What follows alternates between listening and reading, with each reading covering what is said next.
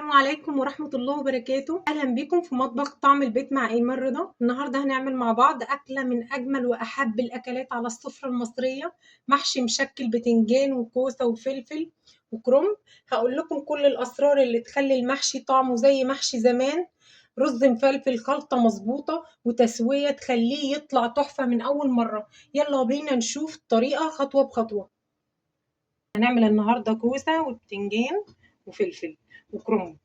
تمام. اول حاجه هنغسل الكوسه بتاعتنا كويس جدا، علشان الرمله اللي فيها، والبتنجان نفس الكلام والفلفل نفس الكلام، بنغسله كويس جدا. وهنبدا ان احنا نقوره، نقطعه من هنا كده، نبدا ان احنا نقورها على عكس البتنجان. نحاول بقدر الامكان ان احنا ما نقطعش الكوسه او البتنجان علشان يبقى شكلها كويس يعني، واحنا بنحشيها، وبعد ما تستوي يبقى شكلها حلو والرز كله ما يخرجش بره. هنقول على تكه كده للكوسه، للاطفال اللي مش بتحب الكوسه او اي حد مش بيحب الكوسه. انا طبعا غسلتها كويس جدا بعد ما اتقورت هي والبتنجان والفلفل. التكه دي بجيب 10 فصوص توم، وبطحنهم كويس، وبحط فلفل اسمر وكمون وفلفل احمر اللي هو الهريسه، تمام، وكمون. وبعدين بجيبهم، تمام، انا هشتغل بايدي، انا كده بطعمها. تمام. انا حاطه كمون عشان في حد يقول لي مثلا انت حاطه توم كتير. هي الكوسه بس، لان الكوسه اصلا بطبيعتها ان هي دلعه، يعني مهما تحطي ملح في الرز او في الشوربه فهي بطبيعتها ان هي دلعه. بصراحه التركه دي بتودي الطعم في حته تانية خالص. وبكده نكون خلصنا الكوسه، وحطينا الباقي بتاع التوم من فوق كده ودعكناها بيها. على النار علشان نكسب وقت. هنحط ميه لسليق الكرنب، وفي معلقتين من الملح. معانا الكرنب اهي، هنبدا ان احنا نقطعها ونكسب وقت عقبال ما الميه ما تغلي. وهنا الميه بتاعت الكرنب خلاص بدات ان هي تغلي. هنزل بورق الكرنب وهنبدا ان انا احشيه. انا اظن ان انا كنت حاشيه معاكم في الفيديو اللي قبل ده. اول حاجه هنا هنبدا بيها، ننزل بورق لورا وحبهان، حمصه مع السمن، وبعدين ننزل باللحمه وهنسيبها شويه. هي طعمها بصراحه بالطريقه دي بتبقى جميله جدا. هننزل بجزر، بصل، وقرن فلفل، ونقلب كله مع بعضه ونكسب وقت ونعمل التقليه بتاعه المحشي. هنا هننزل بسمن على زيت. ممكن تعمليه بزيت بس، لكن ان انت تعمليه بسمن بس لا، سمن وزيت علشان الرز يبقى مفلفل. وهننزل هنا بالبصل. البصل يكون متوسط، ما يكونش كبير قوي ولا صغير قوي، والمحشي اصلا بيحب الدهنيه والبصل الكتير. سيبها تصفر كده. هنا نقلب برضو اللحمه بتاعتنا، ما شاء الله على الريحه. وهننزل بميه مغليه. نشوف الشوربه اهي. وهننزل بحبايه من الطماطم متقطعه اربع اهي. وهنا التقليه بتاعتنا هننزل بيها بالصلصه اللي احنا كنا مفرزينها قبل كده على القناه، او بمعجون الطماطم، ونوطي عنها ونسيبها خالص. ممكن كيس كيسين على حسب الكميه اللي انت هتعمليها. هننزل معلقه ملح، نص معلقه شطه،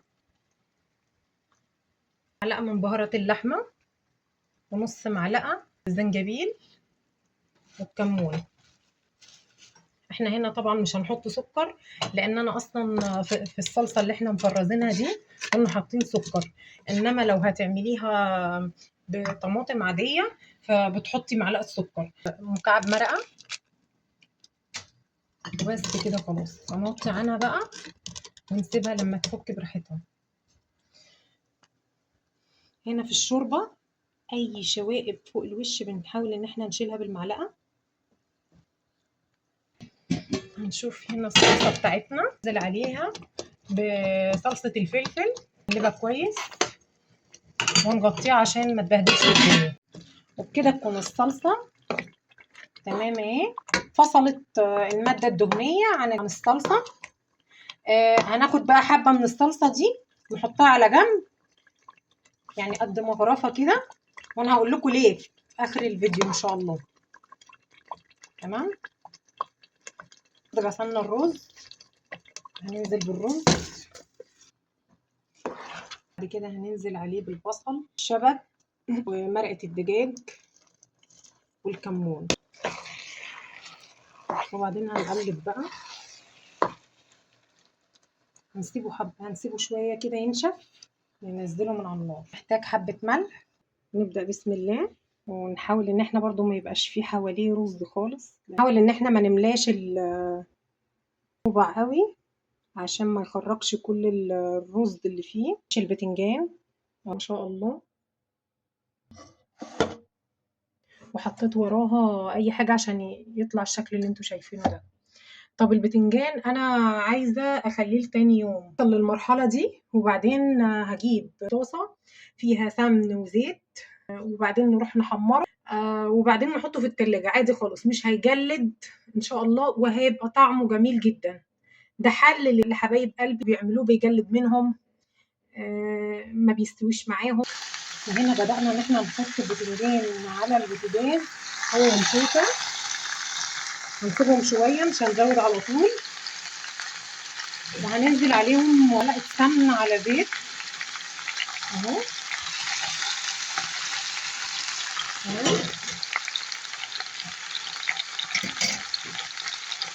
ننزل عليهم بقى بالشوربه. بالنسبه لحبايب قلبي اللي مش بيحبوا الكوسه، الاطفال اللي مش بيحبوها هيحبوها جدا بالطريقه دي.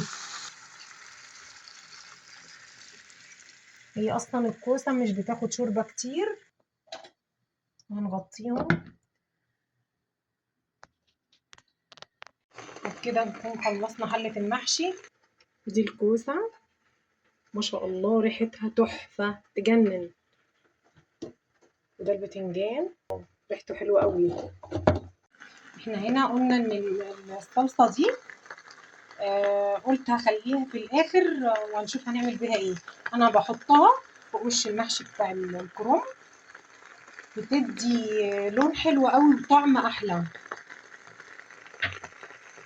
خلاص احنا سيبناه على العين شويه. هنزود شوربه على طول.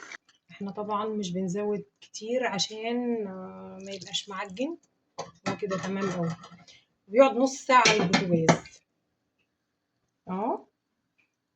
شايفين انا مش معليه لفوق خالص، يعني تحت سقف الكرنب الاولاني شوربه. تمام. ولعنا عليه وهنغطيه بقى دلوقتي ونسيبه نص ساعه، وبكده يكون المحشي الكرنب استوى كمان. وبكده يكون المحشي جاهز. يا رب تكون عجبتكم الوصفه. ما تنسوش تعملوا لايك وتشتركوا في القناة وتفعلوا الجرس علشان يوصل لكم كل جديد من طعم البيت مع إيمان رضا. اكتبوا لي في التعليقات بتحبوا المحشي أكتر بالكرنب ولا الكوسة ولا البتنجان. أشوفكم في وصفة جديدة وبألف هنا وشفا. السلام عليكم ورحمة الله وبركاته.